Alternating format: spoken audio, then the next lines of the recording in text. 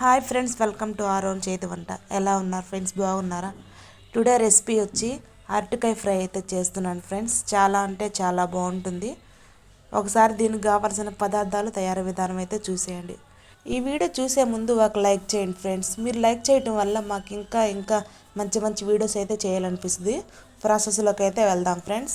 ముందుగా ఒక కడాయి తీసుకొని అందులో 2 టేబుల్ స్పూన్ ఆయిల్ వేసుకోవాలి ఫ్రెండ్స్. ఆయిల్ వేడైన తర్వాత హాఫ్ స్పూన్ మినపప్పు, హాఫ్ స్పూన్ పచ్చిశనగపప్పు, హాఫ్ స్పూన్ జీలకర్ర, మిర్చి ఒకటి, తరిగిన ఉల్లిపాయ, కొద్దిగా పసుపు, టేస్ట్కి సరిపడ సాల్ట్ వేసుకొని కొంచెం కలర్ వచ్చేంత వరకు అయితే ఫ్రై చేసుకోవాలి ఫ్రెండ్స్.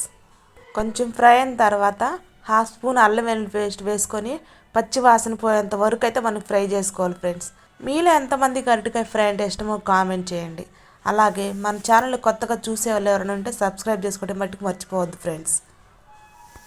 ఉల్లిపాయ ముక్కలు కొంచెం మగ్గిన తర్వాత అరటికాయ ముక్కలు వేసుకోవాలి ఫ్రెండ్స్.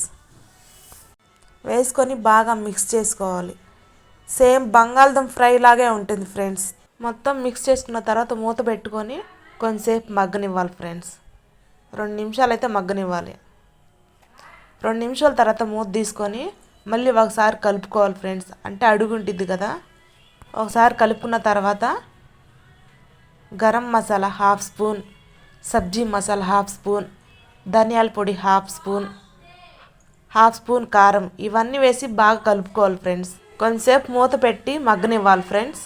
ఆ మసాలా మొత్తం ఆ ముక్కలకి పట్టేంత వరకు అయితే మనం కొంచెంసేపు మగ్గనివ్వాలి. కొంచెం మగ్గిన తర్వాత ఒకసారి మూత తీసుకొని తిప్పుకుంటే ఫ్రై అయితే రెడీ అయిపోయింది ఫ్రెండ్స్. చాలా అంటే చాలా బాగుంటుంది. ఎప్పుడు మీరు చేసే విధం కాకుండా ఒకసారి ఇలా ట్రై చేయండి. పప్పులోకి కానీ, రసంలోకి కానీ, సాంబార్లోకి కానీ చాలా బాగుంటుంది. పిల్లలు కూడా చాలా ఇష్టంగా తింటారు. ఈ వీడియో నచ్చితే లైక్ చేయండి, షేర్ చేయండి, కామెంట్ చేయండి.